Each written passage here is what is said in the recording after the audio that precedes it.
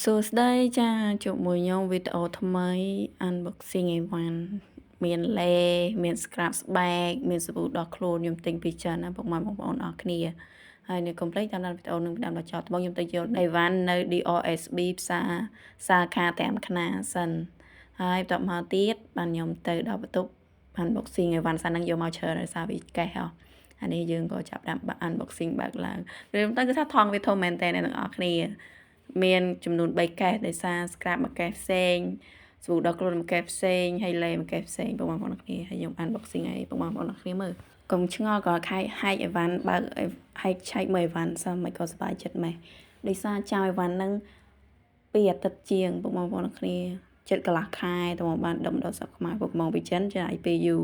ហើយមកដល់វះខ្លាំងនឹងមើលភ្លាមហ្មងអត់មានទុកស្អែកទេចាព្រោះចាំទាំងអន្តេសាជិតដឹងថាអីវ៉ាន់គេមិនអីចឹងណាហើយហែកមកមើលខ្ញុំហែកដបងហ្នឹងគឺជា scrap ខាត់ស្បែកតបែកពុកម៉ែបងប្អូនអរគ្នាហើយខ្ញុំបានមកដល់ដៃថាអំភើបហ្មងអត់ចាំយូរពេកហើយក៏ចាប់ដាំហែកមើលភ្លាមចឹងដឹងសាច់ scrap ខាងក្នុងគេមិនដែរហែកមកសាច់ scrap គេឡើងពេញបងប្អូនអរគ្នាឃើញពេញចិត្តហ្មងហើយសំខាន់ scrap គេនឹងក្លិនឡើងក៏អូបស្រាលអត់ដិតទេបងប្អូនគ្នាខ្ញុំមុនកាត់វីដេអូនោះខ្ញុំ scrap ស្បែកហើយអា scrap ហ្នឹងសំខាន់ scrap ទៅស្បែកយើងឡើងទុនមានសំណើហ្មងអា scrap គេហ្នឹងប្រអប់ទី1យើងហែកហើយចូលប្រអប់ទី2ហ្មងអាហ្នឹងធំជាងប្រអប់ទី1បន្តិចនេះឡៃគេបងប្អូនគ្នាឡៃហ្នឹងចំណុះ250 ml លាបក៏ហើយដែរឡៃហ្នឹងលាបទៅចូលស្បែកយើងឡើងល្អហើយឡើង smooth ហ្មងឡៃហ្នឹងលាបចូលស្បែកគេឡើងល្អហ្មងខ្ញុំលាបហើយទិញ4ដបបងប្អូនគ្នា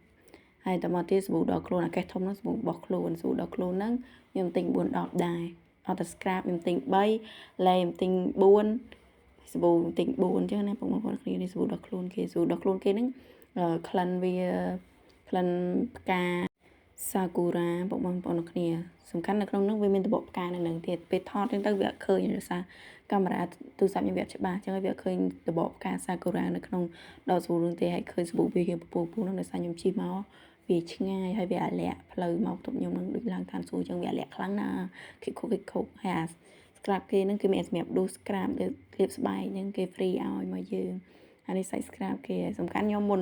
នេះណាខ្ញុំហាត់មើលសិនវាក្អោបអត់នឹងក្លិនវាមិនថាតែមានអីគ្រាន់តែយកបានហើយមើលសាច់ scrap គេឡើងពេញបងប្អូនគ្នា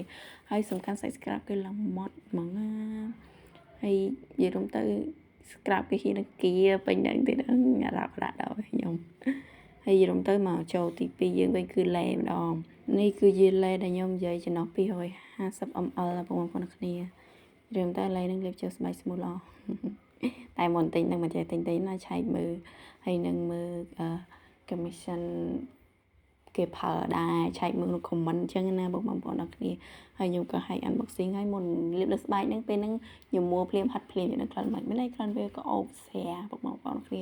វាក្លិនក៏អូបជាប់ឈ្ងុយយូរតែក្លិនស្រាប្រហែលអញ្ចឹងណាទទួលយកបានក្លិនឡេហ្នឹងក្លិនគេក៏អូបលេយើងបរិបមើលឲ្យចូលវគ្គសាប៊ូដល់ខ្លួនដែលខ្ញុំប្រាប់បងប្អូនគ្នាក្លិនផ្កាសាគូរ៉ាហើយវាតំបកផ្កាសាគូរ៉ាក្នុងសាប៊ូហ្នឹងណាអានេះដោយសារកាមេរ៉ាសាច់ខ្ញុំថតច្បាស់ចេះវាឃើញតំបកផ្កាហើយខ្ញុំក៏ចាប់តាមហើយវាមើលហើយខ្ញុំក៏មួដកឡើងហើយតើខ្ញុំហាយភ្លាមបងប្អូនគ្នាខ្ញុំចុចយកទៅលាងដៃលាងអីជិះដឹងវាលាងទៅស្ងួតស្បែកស្ងួតអីអត់តែអីហងហើយខ្ញុំទៅសាប៊ូគេហ្នឹងដកខ្លួនទៅគឺសាប៊ូគឺស្អាតសាប៊ូល្អហើយស្បែកយើងទន់ហើយអត់សូវពុះខ្លាំងទេសាប៊ូគេពុះមកល្មមសំខាន់ក្អូបឈ្ងុយផ្កាដូចតបផ្កាអញ្ចឹងក្អូបក្លិនប្រហើរហ្មងបងប្អូនអរគ្នាសាប៊ូនឹងវាអត់សូវខាប់ខ្លាំងទេពុកបងប្អូនអរគ្នារៀងហ៊ីវអញ្ចឹងប៉ុន្តែក្អូបប្រហើរសាប៊ូនឹងហើយជាប់ក្លិនបានយូរល្អដែរ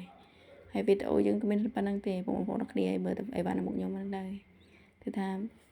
គឺច្រើនមែនតើហើយវីដេអូយើងមាននឹងដែរបាយបាយកូនមើលវីដេអូមួយនេះដល់ចប់បាយបាយវីដេអូក្រោយទៅមើលទៀត